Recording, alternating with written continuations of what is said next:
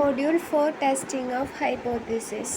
അപ്പോൾ ഇതിൽ നമ്മൾ ത്രൂ ഔട്ട് കാണാൻ പോകുന്ന ഒരു കാര്യമാണ് null hypothesis, alternative hypothesis. Null ഹൈപ്പോത്തീസിസിൻ്റെ ഡെഫിനിഷൻ എന്താ ചോദിച്ചു കഴിഞ്ഞാൽ, ഒരു അസംഷൻ നമ്മൾ ട്രൂ ആണെന്നും അസ്യൂം ചെയ്യുന്നു. H naught initially assume to be true. Alternative hypothesis എന്ന് പറഞ്ഞാൽ അതിന് opposite is assertion opposite to H naught. പിന്നെന്താണ് H naught rejected in favour that sample evidence suggest that H naught is false. H naught എപ്പോഴും നമ്മൾ reject ചെയ്യുക, നമുക്ക് test ചെയ്തിട്ട് അത് തെറ്റാണെന്ന് കാണുമ്പോൾ എച്ച് നോട്ടിനെ റിജക്റ്റ് ചെയ്യും, ശരിയാവുമ്പോൾ ആക്സെപ്റ്റ് ചെയ്യും. അങ്ങനെയാണ് എച്ച് നോട്ടും എച്ച് എയും. Test statistic a function of sample data on which decision is to be based. Test statistic എന്ന് പറഞ്ഞാൽ ഒന്നില്ലെങ്കിൽ റിജക്റ്റ് ചെയ്യുക അല്ലെങ്കിൽ ആക്സെപ്റ്റ് ചെയ്യുക. Rejection test regions test static for which H naught will be rejected. പിന്നെ errors in hypothesis testing. രണ്ട് type of errors ആണുള്ളത്. H naught accept ചെയ്യണ എററും എച്ച് നോട്ടിനെ റിജക്റ്റ് ചെയ്യണത് എററും. അപ്പോൾ എറർ എന്ന് പറയുമ്പോൾ തെറ്റ് സംഭവിച്ചു എന്നാണല്ലോ അർത്ഥം.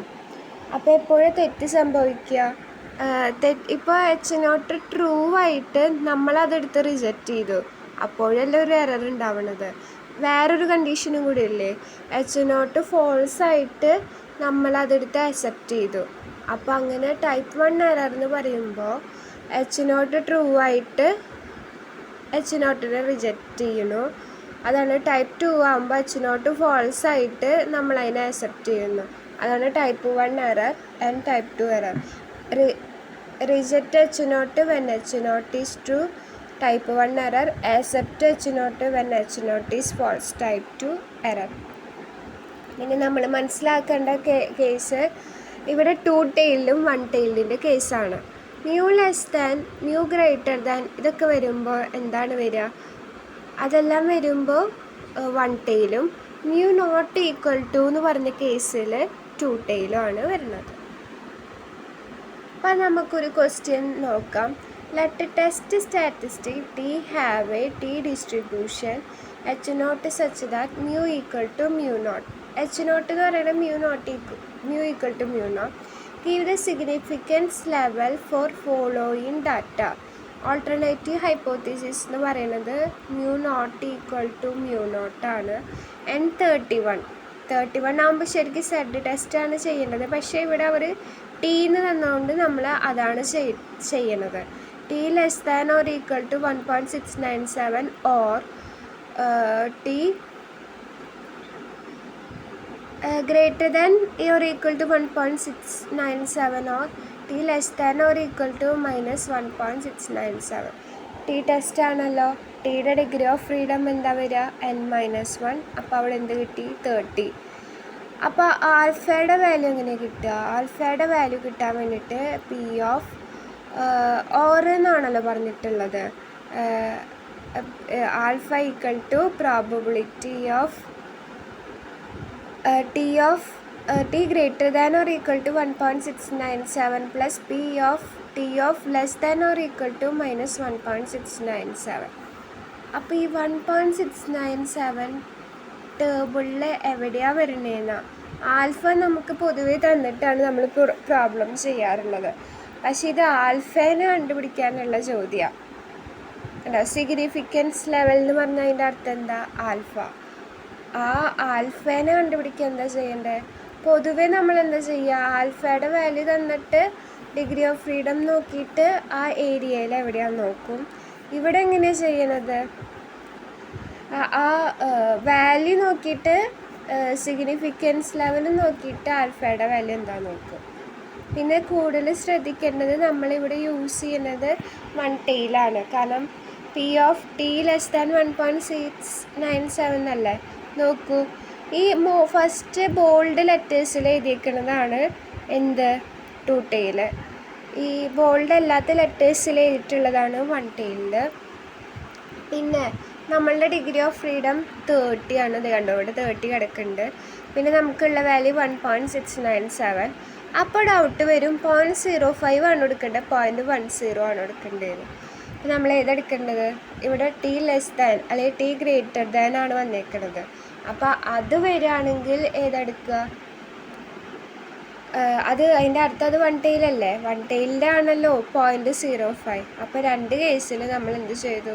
0.05 എടുത്ത് ആഡ് ചെയ്തു.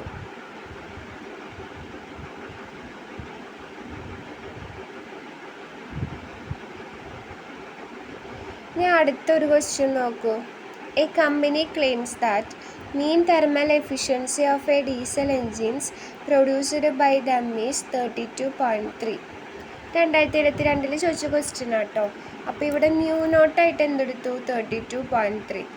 To test this claim random sample of 40 engineers.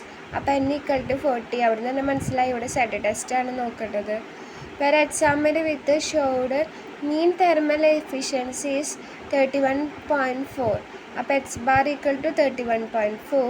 Standard deviation sigma equal to 1.6. Can claim accept or not use 0.01 level of significance. ഈ മീനിൻ്റെ ചോദ്യമൊക്കെ ചോദിക്കുമ്പോൾ അവിടെ നമ്മൾ എന്താ ചെയ്യേണ്ടത്? ആദ്യം ഇവർ പറയണു അതിൻ്റെ മീൻ എന്ന് പറയണത് എന്താണ്? 32.3. അപ്പോൾ നമ്മൾ പറയണു 32.3 ഒന്നല്ല മീന്, ഓൾട്ടർനേറ്റീവ് ഹൈപ്പോത്തസിസിൽ പറയണു. അപ്പോൾ H1 അല്ലെങ്കിൽ HA എന്നൊക്കെ എഴുതാട്ടോ. H1 എന്ത് എഴുതി? Mu not equal to 32.3. ഇനി എനിക്ക് അറിയേണ്ടത് സെഡിൻ്റെ വാല്യൂ. ഇവിടെ നോട്ട് ഈക്വൽ ടു എന്ന് പറയുമ്പോൾ അത് 2 ടെസ്റ്റ് ആണോ 1 ടെസ്റ്റ് ആണോ? അത് 2 ടെസ്റ്റാണ്, 2 ടെയിൽഡ് ടെസ്റ്റാണ്. അപ്പോൾ നമ്മൾ ആ ബോൾഡ് ലെറ്റേഴ്സിൽ എഴുതിയതായിരിക്കണം നമ്മുടെ വാല്യൂ കിട്ടേണ്ടത്. വാല്യൂസ് അല്ല, അതാണ് നമ്മൾ നോക്കേണ്ടത്. പിന്നെ ഇവിടെ പറഞ്ഞ് 0.01 ലെവൽ ഓഫ് സിഗ്നിഫിക്കൻസ്. നിങ്ങൾ എത്രാമത്തെ പേജ് എടുക്കുന്നു? 13ാമത്തെ പേജ് എടുക്കുന്നു. 0.01 ഇവിടെ ഉണ്ട്.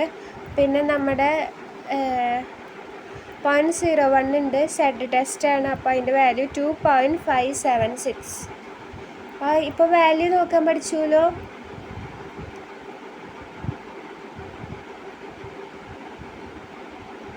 ഇതാ 2.576. അപ്പോൾ അതിന് അങ്ങനെ തന്നെ എഴുതിയാൽ മതി കേട്ടോ. അപ്പോൾ ഇവിടെ 2.58 എന്ന് എഴുതിയാലും തെറ്റില്ല, 2.576 എന്ന് എഴുതിയാലും തെറ്റില്ല. അങ്ങനെ സെഡിനെ കാൽക്കുലേറ്റ് ചെയ്തു. ഇനി നിങ്ങൾ അറിയേണ്ട കാര്യം, calculated value less than table value ആകുമ്പോൾ ആക്സെപ്റ്റ് H0. ഇതാണ് കാൽക്കുലേറ്റഡ് വാല്യൂ. ഇതാണ് എന്ത്? നമ്മൾ ടേബിളിൻ്റെ ഉള്ളിൽ നിന്ന്, സ്റ്റാറ്റിസ്റ്റിക്കൽ ടേബിളിൻ്റെ ഉള്ളിൽ നിന്ന് കണ്ടുപിടിച്ച് 2.58 ഉള്ളത്. ഇനിയിപ്പോൾ ഈ സാധനം നെഗറ്റീവ് വരികയാണെങ്കിൽ ആ നെഗറ്റീവിൻ്റെ മോഡുലസ് നോക്കുക, എന്നിട്ട് നമ്മൾ നോക്കുക. ഇപ്പോൾ നെഗറ്റീവിൻ്റെ മോഡുലസ് എടുത്തപ്പോൾ അത് 3.56 ആയി. അപ്പോൾ ഇവിടെ എന്തായി? Modulus of calculated value greater than table value ആയതുകൊണ്ട് റിജക്റ്റ് H0. അപ്പോൾ ഇത് മനസ്സിലുറപ്പിച്ച് വയ്ക്കുക. കാൽക്കുലേറ്റഡ് വാല്യൂ ഇത് ഇങ്ങനെ എഴുതണതിന് തന്നെ 2 മാർക്കാണ്. 7 മാർക്കിൻ്റെ ക്വസ്റ്റ്യൻ ആയിട്ടാണ്. ശരിക്കും പറഞ്ഞാൽ ഒന്നും ചെയ്യാനില്ല, എന്നാലും ഇത്ര എഴുതുമ്പോഴേക്കും നമുക്ക് 7 മാർക്ക് കിട്ടുകയാണ്. പിന്നെ കുറേ പേർക്ക് ഡൗട്ട് വരുന്ന നോട്ട് ഈക്വൽ ടു ആണോ അതോ ലെസ് ദാൻ ആണോ എടുക്കണേന്നൊക്കെയാണ്. ആ ക്വസ്റ്റ്യൻ നന്നായി വായിച്ചിട്ടാണ് നമുക്ക് ലെസ് ദാൻ ആണോ ഗ്രേറ്റർ ദാൻ ആണോ എന്നൊക്കെ പറയണത്. ഇപ്പോൾ ഒരു മെഡിസിൻ്റെ എഫിഷ്യൻസി, എഞ്ചിൻ്റെ എഫിഷ്യൻസി, ഇങ്ങനത്തെ കേസുകളിലൊക്കെ പറയുന്ന സമയത്ത് നമ്മൾ ലെസ് ദാൻ, അത് ആ ചോദ്യം എന്താണെന്ന് കറക്റ്റായി ശ്രദ്ധിച്ചിട്ട് വേണം നമ്മൾ not equal to, less than, greater than ഇതൊക്കെ എടുക്കാൻ വേണ്ടിയിട്ട്. അടുത്ത question, mean life time of a computers manufactured by company is 1120. അപ്പോൾ അവിടുന്ന് മ്യൂ നോട്ട് എന്ന് പറഞ്ഞു 1120. ഇനി അവിടെ നിൽക്കുക. വിത്ത് സ്റ്റാൻഡേർഡ് ഡീവിയേഷൻ സിഗ്മയുടെ വാല്യൂ എന്താണ്? 125. മ്യൂ എന്ന് പറയുന്നത് എന്താണെന്ന് കിട്ടി? 1120. Test hypothesis that mean life time computer has not change if a random sample of 8 computers. അപ്പോൾ ആ സാമ്പിളിൽ എത്രയാണ് n എടുത്തേക്കണത്? n equal to 8. Has a mean life time of X ബാറിൻ്റെ വാല്യൂ 1070. അപ്പോൾ X bar minus mu by sigma by √10.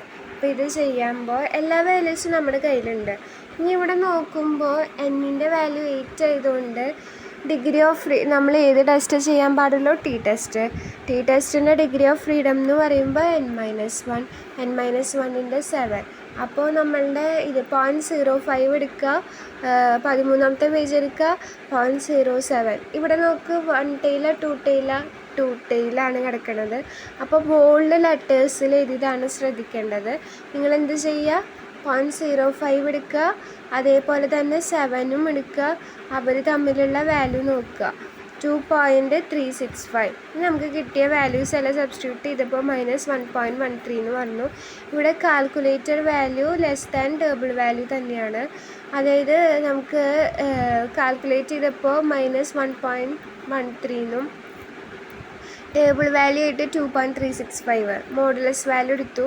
അപ്പോൾ നമുക്ക് എന്ത് കിട്ടി, calculated value less than table value accept H0. ഇനി അടുത്ത ക്വസ്റ്റ്യൻ നോക്കൂ, 2023 ചോദിച്ചതാണ്. റാൻഡം സാമ്പിൾ ഓഫ് 200 പേഴ്സൺ, എന്നിൻ്റെ value 200, suffering with headache, 160 person got cured by drug. 200 ആൾക്കാരിൽ 160. ഈ ഡ്രഗിൻ്റെ ക്വസ്റ്റ്യൻ ഭയങ്കര ഇമ്പോർട്ടൻ്റാണ്. കാരണം ഇതിൻ്റെ വാല്യൂസൊക്കെ മാറ്റി മറിച്ചിട്ടൊക്കെയാണ് ഈ വന്നുകൊണ്ടിരിക്കുന്നത്. 200 ആൾക്കാരിൽ 160 ആൾക്കാർക്ക് എന്തായി മരുന്ന് എഫക്റ്റീവാണ്. We can accept a claim of manufacturer that is the cures 90% of sufferers. ഇവരുടെ കമ്പനി പറയുന്നത് 90% ആൾക്കാർക്കും ഈ മരുന്ന് എഫക്റ്റീവാണ്. അപ്പോൾ അവിടെയാണ് നമ്മൾ ശ്രദ്ധിക്കേണ്ടത്. അപ്പോൾ നമ്മൾ H0 ആയിട്ട് എന്തെടുക്കണം, P0 = 0.9 എടുത്തു. അപ്പോൾ ഓൾട്ടർനേറ്റീവായിട്ട് ഹൈപ്പോത്തീസിസ് ഒരു കുട്ടി തെറ്റിയിട്ട് P0 ≠ 0.9, 90% ആണല്ലോ 0.9 എന്നെടുത്ത് കഴിഞ്ഞാൽ അത് ശരിയാവുമോ? കാരണം അവർ പറയുന്നു 90% ഈ മരുന്ന് എഫക്റ്റീവാണ്. നമ്മൾ പറയണത് എന്താപ്പോൾ 90% അല്ല, വേറെ മുകളിലേക്കാവാം താഴത്തേക്കാവാം. എപ്പോഴും ഒരു ഓൾട്ടർനേറ്റീവ് ഹൈപ്പോത്തീസിസ് എന്ന് പറയുമ്പോൾ ഇവർ പറയുന്നത് ശരിയല്ല, അതിനത്ര എഫക്റ്റീവ് ഒന്നും ഇല്ല എന്നുള്ള അർത്ഥമല്ലേ നമുക്ക് കിട്ടണ്ടേ. അപ്പോൾ നമ്മൾ എന്താ എഴുതണ്ടേ, ലെസ് ദാൻ. കണ്ടോ, അങ്ങനെ മരുന്നിൻ്റെ ചോദ്യമൊക്കെ വരുമ്പോൾ P0 = 0.9, H1 എന്ന് പറയുന്നത് P0 ലെസ് ദാൻ 0.9, അവിടെ നോട്ട് ഈക്വൽ ടു അല്ല ലെസ് ദാൻ. അപ്പോൾ ഇവിടെ എന്ത് വന്നു, 1 tail വന്നു. ഇനി 1 tail വന്നു കഴിഞ്ഞാൽ ആദ്യത്തെ ലൈനാണോ രണ്ടാമത്തെ ലൈനാണോ യൂസ് ചെയ്യുക, രണ്ടാമത്തെ ലൈൻ.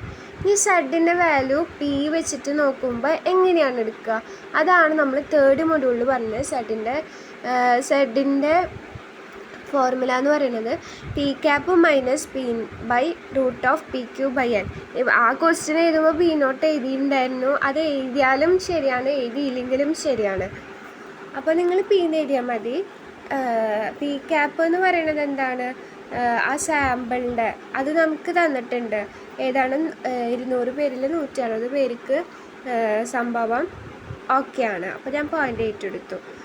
ഇനി P0 എന്താണ്, P എന്താണ്, അതായത് P0 എന്താണ്, അതാണ് 0.9. അങ്ങനെയാണെങ്കിൽ Q എന്ന് പറയുന്നത് 0.1. എല്ലാ വാല്യൂസും കിട്ടിയില്ലേ. എന്നിൻ്റെ വാല്യൂ എന്താ, എന്നിൻ്റെ വാല്യൂ 200. അപ്പോൾ എനിക്ക് -4.714 കിട്ടി. സെഡിൻ്റെ വാല്യൂ 2.33 ആണ്. അപ്പോൾ calculated value greater than table value അപ്പോൾ H0 റിജക്റ്റ് ചെയ്തു. ഈ ഒരു ക്വസ്റ്റ്യനും കൂടി പറഞ്ഞിട്ട് അവസാനിപ്പിക്കാം. It has previously been recorded that the average depth of an ocean of a particular region is 67.4. Average depth μ0 = 67.4. There is a reason to believe that 0.01 level of significance reading. ഇപ്പോൾ H0 എന്തായിട്ട് എടുത്തു, μ0 67.4, എന്നിൻ്റെ value 40, സിഗ്മയുടെ value 5.4, X ബാറിൻ്റെ value 69.3. അപ്പോൾ എന്തെടുക്കുക, ഇക്വേഷനിൽ എടുത്തു കൊടുക്കുക. X bar -μ/σ/√10 2.23 കിട്ടി. നമ്മൾ പറയുന്നു മ്യൂ അതല്ല, അതുകൊണ്ട് 2 tailed ആണ്. അപ്പോൾ അവിടുന്ന് മറ്റേ സ്റ്റാറ്റിസ്റ്റിക്കൽ ടേബിൾ യൂസ് ചെയ്തപ്പോൾ നമുക്ക് എന്ത് കിട്ടി, 2.58. ഈ കേസിലും calculated value less than table value കിട്ടി. Accept H0.